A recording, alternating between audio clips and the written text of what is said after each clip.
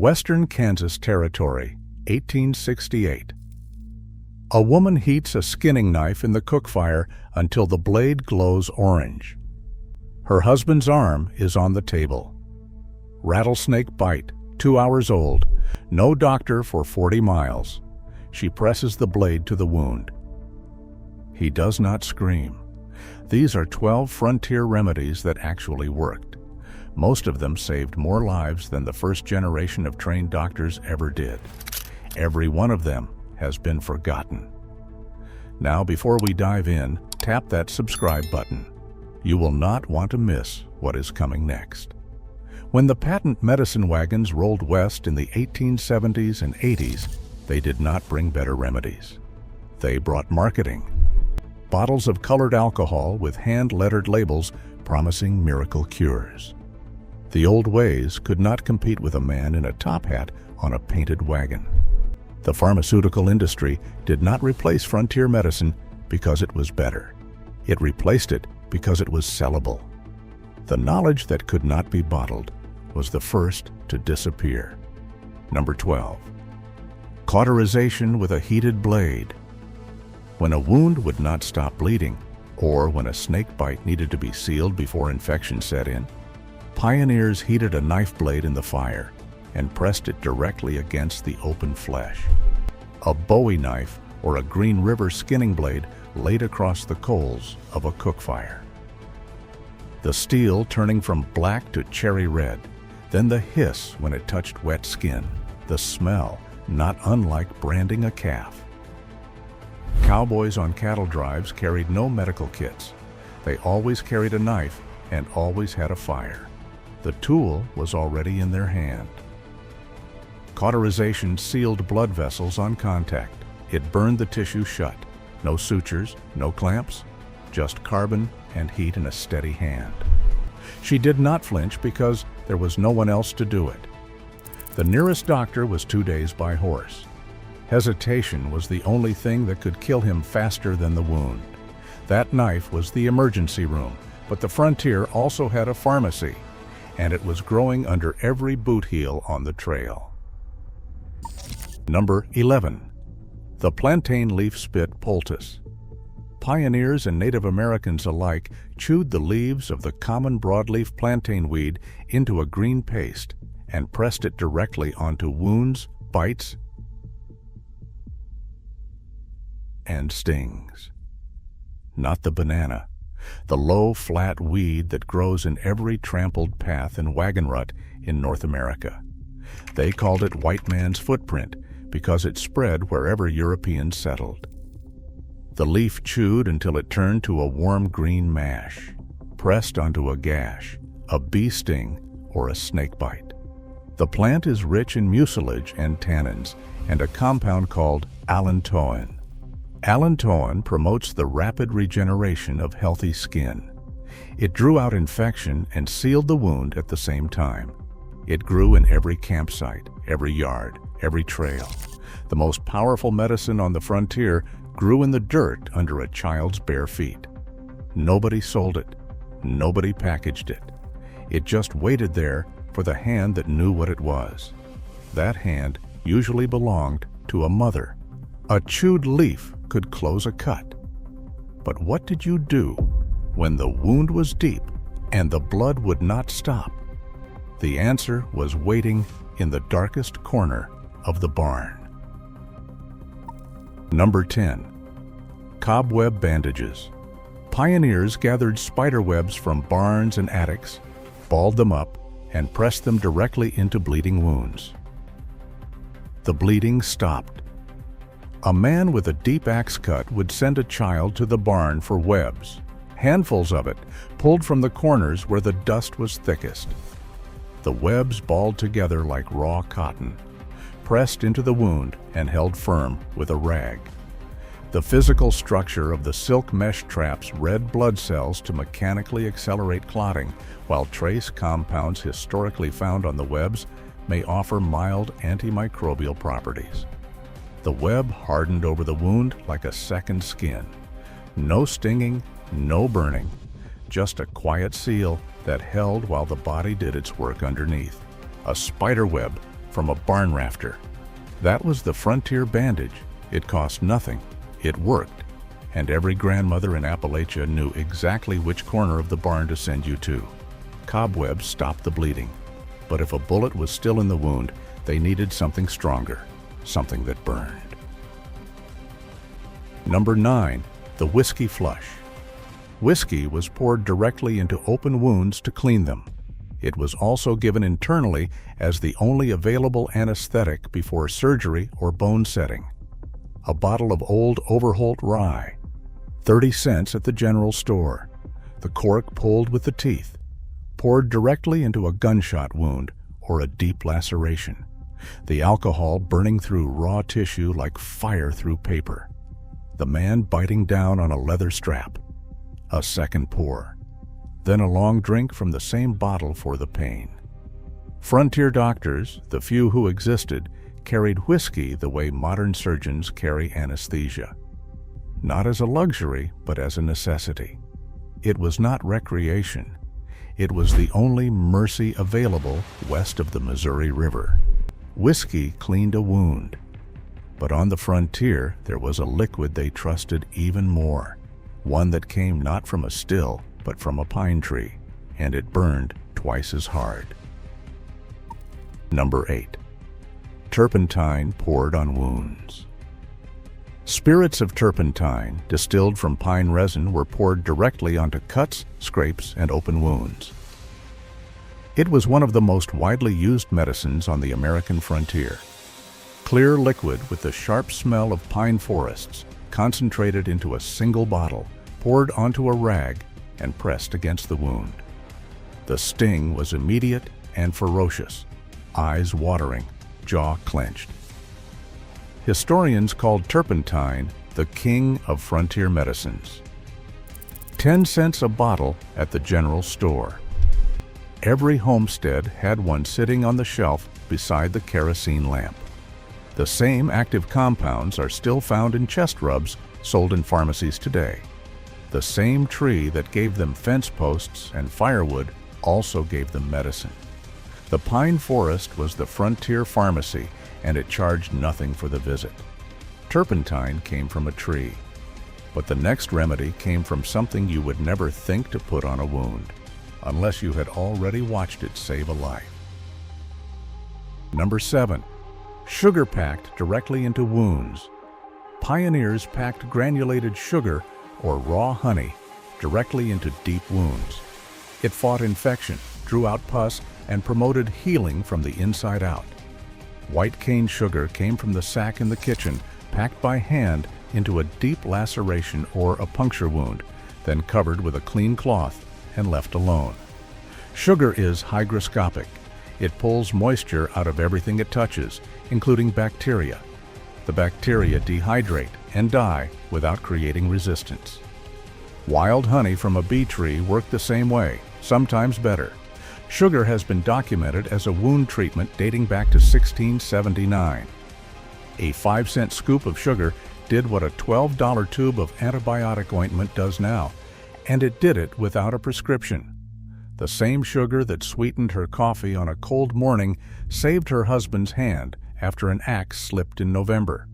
She did not see a contradiction.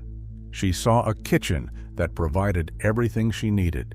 6 remedies in, and not one of them required a diploma. Not one came from a catalog.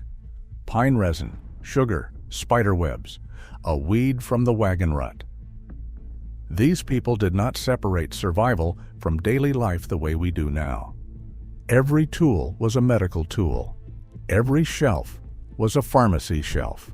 That was not poverty. That was intelligence applied under pressure. Number 6. Gunpowder packed into wounds. Black powder from a powder horn or a paper cartridge was poured directly into a wound that would not stop bleeding. In the worst cases, the powder was ignited to cauterize the tissue beneath.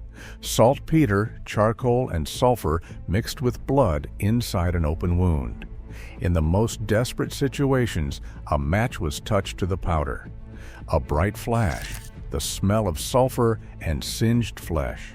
the wound sealed beneath a crust of char.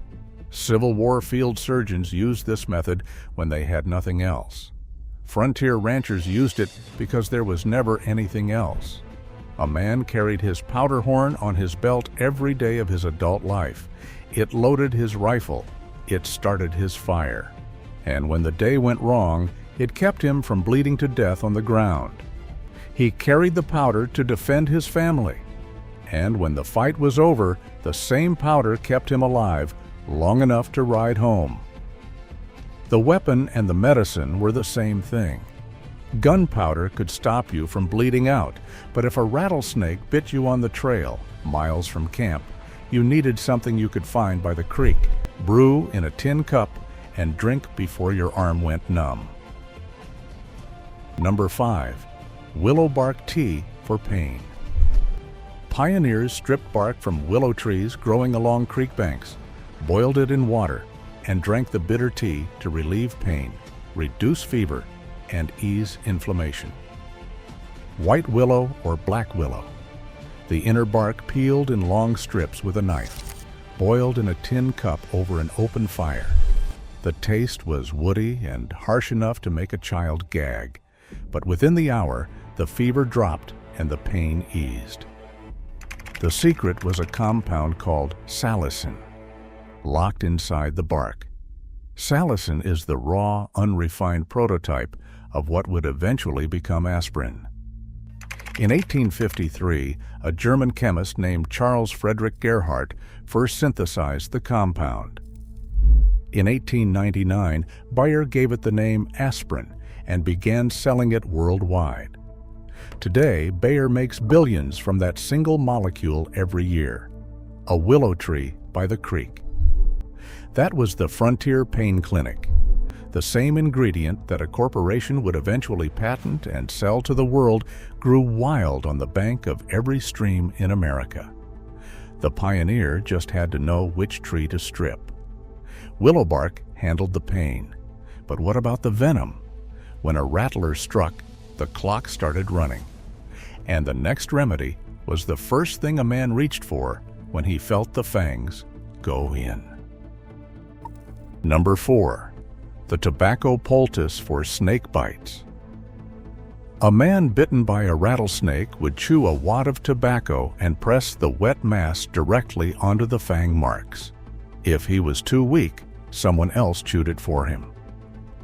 A plug of chewing tobacco, 5 cents at the trading post, was chewed until it became a dark, wet pulp, then pressed flat against the puncture wounds and bound in place with a strip of torn cotton.